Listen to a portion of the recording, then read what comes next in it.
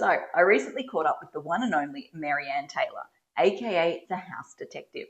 Now, as part of that catch up, she was sharing some information that she'd recently found as part of the family history research that she's doing for my mum at the moment. In particular, she shared some Trove articles. Now, when I saw these Trove articles, I was just like, WTF? How do you find this random stuff? Like, some of these articles were very, very weird and wonderful. Anyway, she turns to me and she goes, do you want me to share some Trove tips with you? I was like, of course, hell yes, I would love that. On one condition, we can jump behind the computer, record a video as we go so that we can share the information with you guys. So that's exactly what we're going to do today. Let's join Marianne. Okay, so before I jumped into this recording, I've just done a very brief sort of intro. So I've filled everyone in on what we're going to sort of cover at a high level today. Maybe if we start with what is Trove? Let's look at the basics, and then I'm just going to hand it to you and you can take us on a journey, see where we go. So Trove is basically this incredible collection, and it's a treasure trove, which is where the name comes from. It's this incredible collection of resources from all different institutions and all kinds of different repositories. But the main thing that Trove is fantastic for is that there's a whole heap of digitized newspapers from all over Australia, which are text searchable. So it's an invaluable resource and I use it all the time. I encourage you to have an explore, but I do not take responsibility for the amount of time you'll spend on here. Yep, it's full of rabbit holes. But today we're just going to focus on searching these digitized newspapers, and I'm going to take you through very quickly how to do this, and then I'm going to give you a few tips that make it a little bit easier and faster to search things. Now, because of course I'm the house detective, I'm going to be focusing on searching for house related things. So you can use this as a guide to search for your own properties, but also you can use Trove to search for family history or anything else you're researching basically. And there'll be 5 sort of top, I guess, tips from me today. And the first one really is just how to get your search down to a manageable amount of results, because you will get millions of hits for any search term. So let's get started. So what you do basically, this is the page you will land on Trove, and you can type in your search here. So pretend I'm searching for a lady called Jane Smith. Maybe she's a relative, or maybe she's someone who has owned a house that I'm researching. And if you go over here to the right, it shows all the different categories of things you can search on Trove. So you can see there's just so many things, but we want to focus on newspapers today. So I'll click on that one. And then you hit search. Generally, do you focus on newspapers because it's where you have the greatest bang for buck success, or?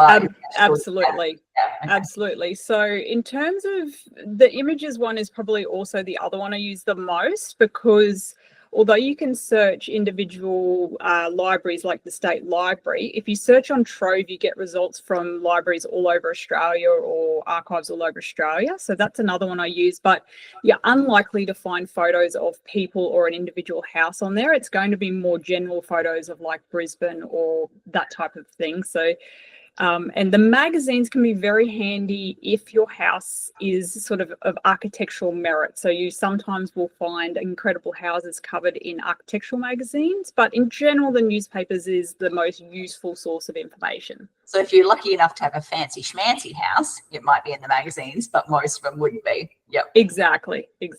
That's right. So we've searched Jane Smith, and if you look down here, you can see that there is a million results here. That's just a few. Just a few. And look, I don't know about you, but I don't really have the time to scan through a million individual results trying to find the right one. And you can see here that there's newspapers from all over Australia. There's Tasmania, New South Wales, Victoria, and there's all kinds of different references to a Jane Smith. So the first tip I'm going to share with you today is how to get these results down to a manageable number. So the first thing I do is I come over here and you select the state you're interested in. So 99% of the time it's Queensland, and you can still see there's 251,000 results. So this will now show us all the results for Jane Smith in newspapers from Queensland. So you can see there we've got Nambour, we've got Toowoomba, we've got the Northern Miner. So all different newspapers. And we're very, very lucky that a lot of the main Queensland newspapers are digitised. And as you get more used to using Trove, you'll get to know the different newspapers that cover different periods. So for example, you've got over here the Telegraph and the Brisbane Courier. They are the two best earliest newspapers to look at. The Courier Mail's over here as well, but it didn't start until the 1930s. So if you're looking for things before the 1930s, you don't want to select that one. So let's start with the Telegraph for Jane Smith to narrow it down to the Brisbane area. Now, this is one thing that I wish Trove would introduce. I wish you could have a button that would select all the newspapers just from Brisbane. But at the moment, you have to kind of do it one by one. So if we go to the Telegraph, you will get results with Jane and Smith in them. But you can see there's still a massive number. By default, they're sorted by relevance. So the ones that are closest in terms, it's closest to your search term. If you want, you can sort it by earliest or latest. So this is quite useful if you're looking for a particularly early example. So let's click on that just as an example. So the first one that comes up is from 1872. And this here, after the newspaper name, gives you the date range that it was published. So you'll see results from 1872 to 47. And you can see from the results that you've got Jane up here and then Smith all the way down here on the next line. Yeah. So you're getting results. So by searching just that, you're getting results that show Jane and Smith in the article, but you're not just getting Jane Smith. So that's why you've got so many. That makes sense. So, yeah. And the other thing you can do to narrow the search for different things is, so say for example, I am researching a house and I know Jane Smith owned it in the 1910s. Then I could click over here on the date range and that narrow it just to articles from 1910 to 1919. But you can see there's still thousands and thousands of results. Yep.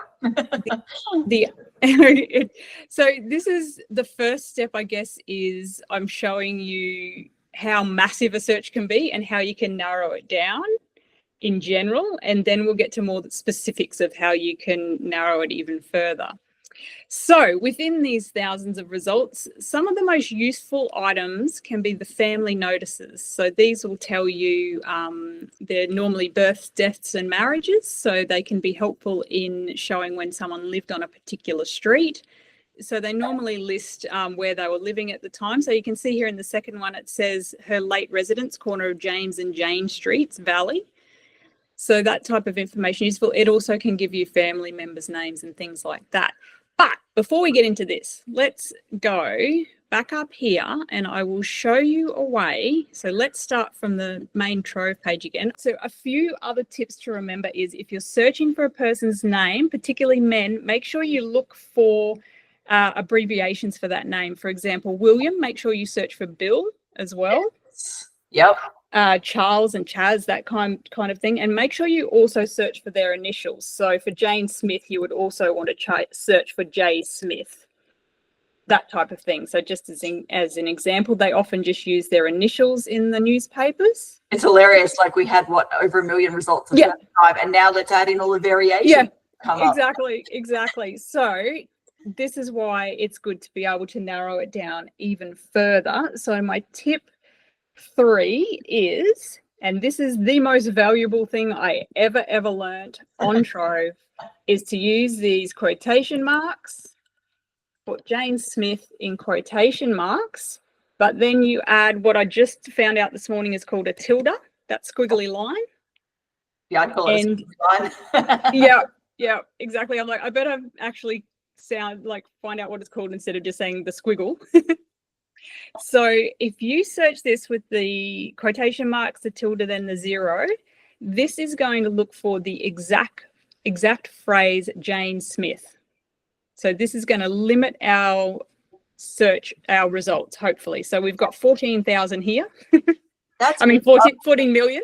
I would have thought the quotation marks would be enough to get the exact phrase. I would never have thought to have to add, I'm still going to call it the squiggly line, Squiggly line 0, yep. Yep. So let's do a search now, and we've knocked that down to 14,000. From over 1 million. From over 1 million. So as you can see in the results here, you've got only articles that have Jane and Smith right next to each other. Yep. So already you have reduced that number in your search results. And then if you search again, we do things that I said earlier, narrow it by Queensland, narrow it by the Telegraph. Just by going to that, you've got 251 results. Then if you want to narrow it by a date range, 48 results. So that's much more manageable. Yeah.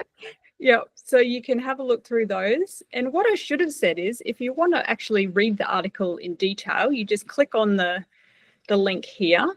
I love it. You get drawn to the morbid one. Oh, I did too. So Skip typical. forward. Oh my gosh. Typical true crime tragic. Yeah. I apologize, anyone, if you're upset by this. But yeah, so then over here on the left, you've got the transcription of what's in the newspaper. Now, these are automatically generated, so sometimes they're good, sometimes they're bad, and there's this team of amazing people that go through Trove and correct these, which is incredible. You can also, another rabbit hole, if you create an account, you can also correct things yourself, which helps other people find it much more quickly. So that's there, and I won't get into details, but you can download the article, you can save a snippet of the article, that type of thing. But if we just go, where was I? Go back to where we were at all the results. So that's one clever trick there, to put the 0 after, and that can be used for anything. So we could put a street name, and that will bring us any articles that have those 2 words together again. And then the other thing you can do, and this is tip 4 now, is to do, so for example, if we want to find a Jane Smith that lived at Toowong, you do Jane Smith Toowong, but instead of 0, we broaden it a little bit and we put a 3 there, and that will search for the words Jane, Smith, and Toowong within 3 words of each other. Wow. Okay. Yes. So as this you're typing, I was just like, you haven't put the comma after Smith, and what about this? What about this? Solved. Yep. So this is so useful when you're looking for someone that lived in the suburb. Now, I do have to make the comment, though, that a lot of suburb names have changed. You need to find out what the suburb might have been called originally. For example, I'm researching a house at Auchenflower, and that area was originally known as Toowong. So you do have to be careful, but you know, you'll figure this stuff out on your own. So if we then hit search for that. Step. So now you've answered one of the questions that I had in my head, is what does the squiggly line mean? If you have squiggly line 0, it means no variations. The 3 words have to be in quick succession. Whereas 3 gives you a little bit of flexibility. You can have within 3 words type thing. Yeah, so I guess the squiggly line basically means within and then the number of words. So squiggly line 0 means that there's no words between them, and 3 means that there's up to 3 between them. Yep. So this very conveniently has only produced 1 result, which was a total fluke. But you can see here that we've got Jane Smith of Sherwood Road, Toowong. So if we had just put in Jane Smith Toowong squiggly line 0, we would have possibly got this result, but we would have got many others. But in this one, we've picked up this because you know, even though that it's got her street address in there as well. So it's very, very convenient. You can go up to whatever number you want. So for example, if we did with 10 words between, so it's good to start narrow with any of these searches and then work out if you don't find what you're looking for. So here we've got many more results because we've got Janes and Smiths separated. We've still got Toowongs, Jane and Smiths, but they're all spread out. So that's a really good tip. And using those 2 skills now, so refining either by 0 or by a certain number of words in between, There's so many different things you can search. You can search not only someone's name, but you can search your street name, the suburb, as I said, that might have changed. You can search for a house name if it had a name. You can search for your full address, including the number.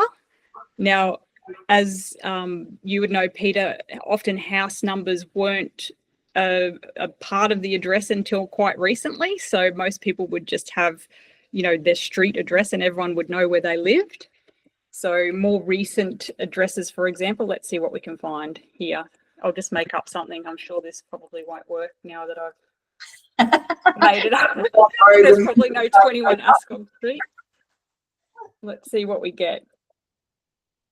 Oh, no results. Okay. But in theory, if you put in an address there, you will come up maybe with the results from the 1950s when street numbers started to be more common. And that's the other thing I should say, that for Queensland, the majority of newspapers are only available up to 1953 digitised on here. So it doesn't cover all newspapers. Do you know why that is? Random side tangent? I believe it's to do with copyright, but I'm not entirely sure. That would make sense.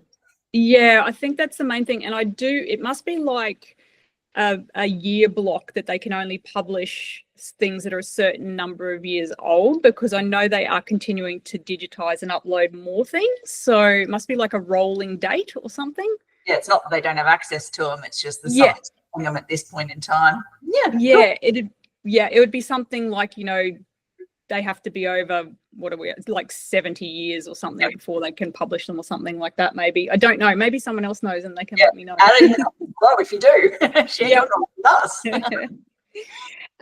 So just going back to searching addresses, what I've actually found, and this is purely by trial and error again, and also being a little bit obsessive, is that you can actually have more luck with finding things in old news, finding information on properties in older newspapers by using the old land description rather than the street address. So if you, some of you will already have known this, but before we had the lot on plan system, we had this very convoluted system of describing land, which was basically you had the original portion of land that was sold by the government, and then as that got subdivided, the name would reflect that. So the first subdivision might be subdivision 1 of portion 23. Then the next division would be like re-subdivision 4 of subdivision 1 of portion whatever. And this went on and on until you had land descriptions that were paragraphs long. So it was really impractical. Yeah. But they can be used, and you can see why they bought the lot on plan system in, because it is much simpler. Yeah. But what we can do is use these old land descriptions to search the newspapers, because often when properties were for sale, they would reference the land description in the ads. Now, I prepared one earlier here that I know will give us a result in theory. Let's see if it actually works. Subdivision 77, portion 166, and it's so you get this land description, by the way, off the historical titles for a property, and that's a topic of a whole other video. But just a side question, do you have much experience with the McKellar maps? Have you ever come across those and used those? Yes, I use them all the time for pretty much every property. Do the McKellar maps have this information on them? Yeah, look, they do.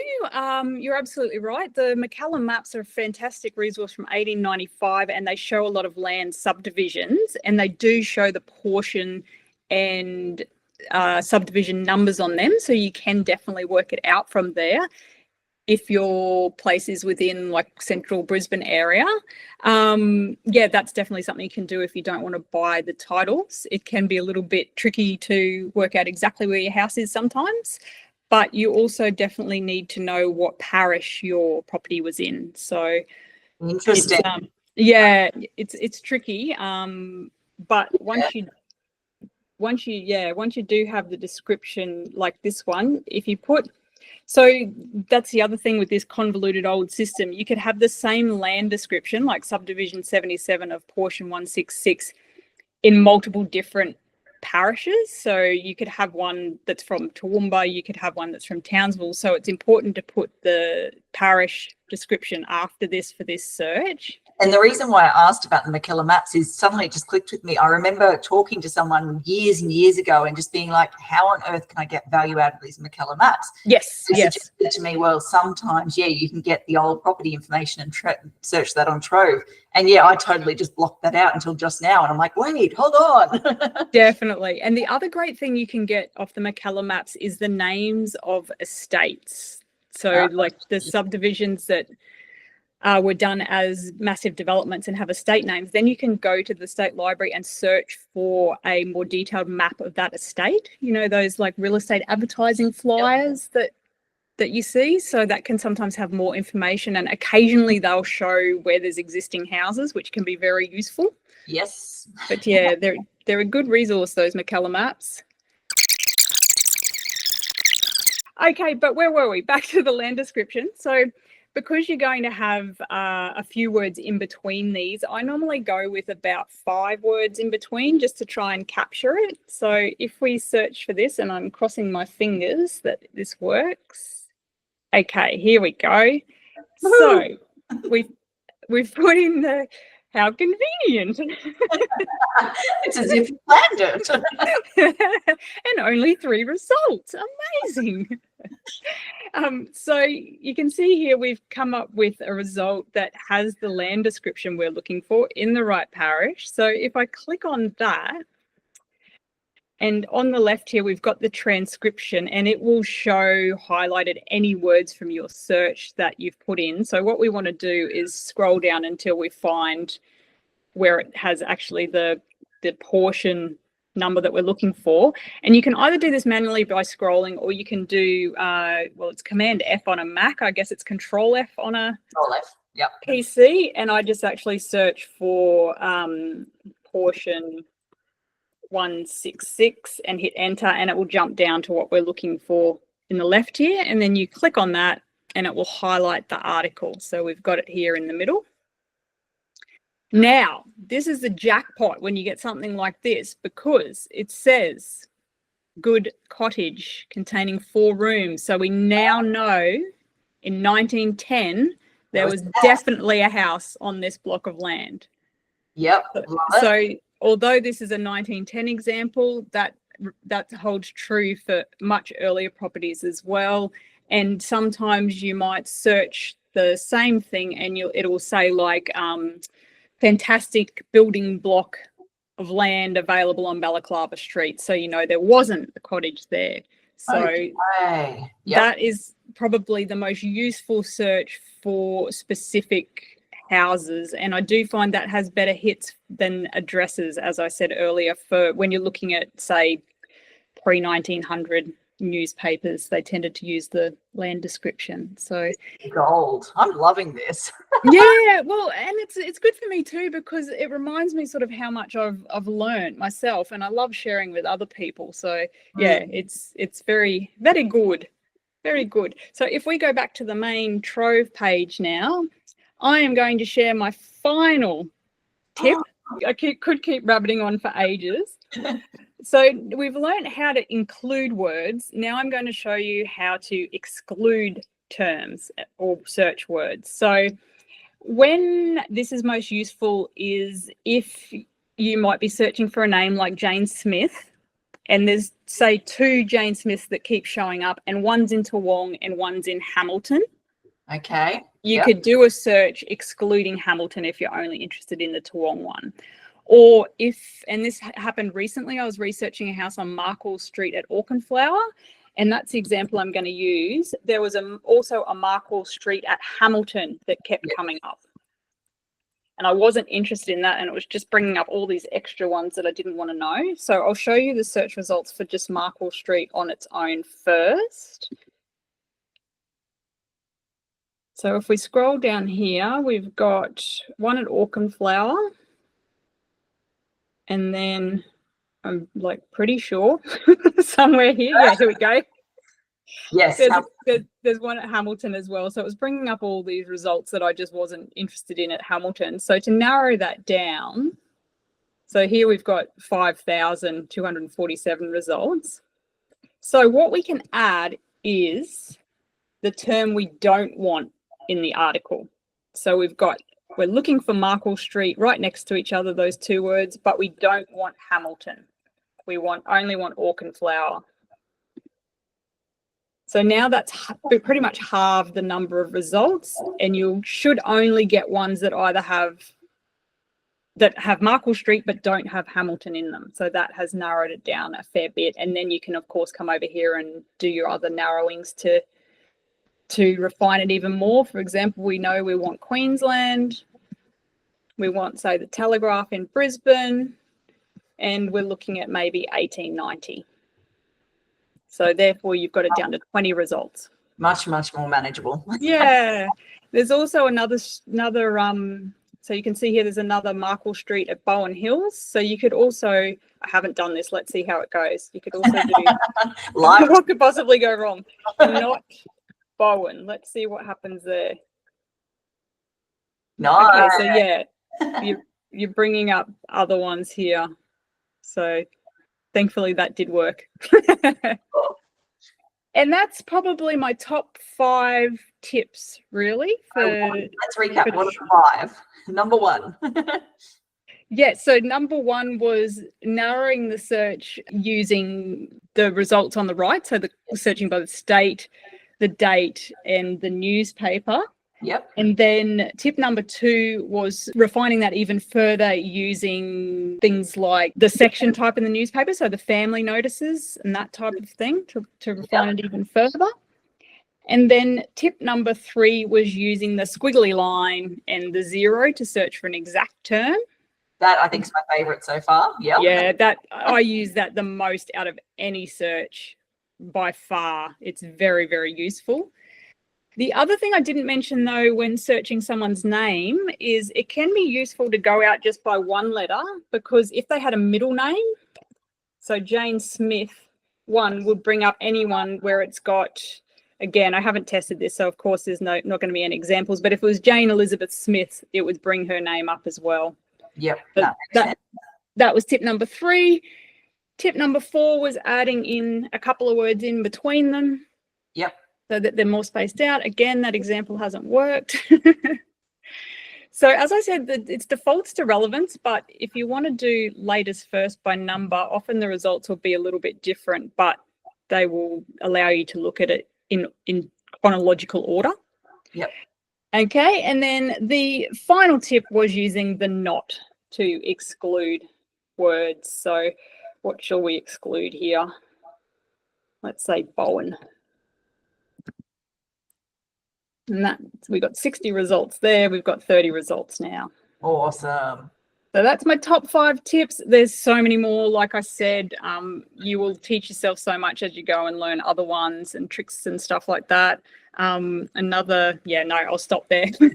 Otherwise, I'll keep talking all day. Maybe we could say if anyone else has any burning tips, their favourite tips, add them in the comments. Yes. Oh my gosh, yes. Great idea. Great idea. And that's just covering newspapers, obviously, but those search tips will work for searching any of the other things on the Trove website as well, like images, magazines, that type of thing. So, yeah. I've definitely learned a bucket load today. I can't say I'm necessarily excited to put it to use because I know some massive rabbit holes that I'm going to go down and I'm going to regret it later, but yeah, we'll see where it goes. Just think how much more efficient your searches can be now. Yeah, let's focus on those. And look, if anyone has any other tips or any other questions, just comment below and I'll try and answer them as well. Anything else you want to say before we wrap it up? I want to just have a big shout out, thank you to the incredible humans who scan all these newspapers for us and everything else on Trove so that we have this amazing resource. Like, what a painful job, but oh my gosh, so thankful for them. 100%. And I think I've heard previously, it's actually a bit of a unique resource. It's not something that around the world everyone has access to something like this. Absolutely. And where they do exist, it's a paid service. This is the only one I know of that's free. So it's quite incredible. So yeah, we definitely do have a lot to be grateful for. Definitely. Definitely. Thank you, Trove fairies and angels. Awesome. Well, let's wrap it on up here. Thank you very much for your time. No troubles. Thank you. For all you red tape lovers out there, I have one thing to say. Well, no, actually, I've got three. Number one, the advice provided in these videos is general in nature. It's not site specific. You would be a silly Billy to go and make financial decisions based on this advice without first checking with the town planner. Don't be a silly Billy. Number two, Brisbane town planning is in no way linked to Brisbane City Council. The views expressed in these videos are my own, not council's. So if you don't like them, blame me, not council. Number three, what was my number three? Oh yeah, the views expressed in these videos are accurate at the time of recording. If you're watching this video back 10 years from now, the views may not be so accurate. That's all.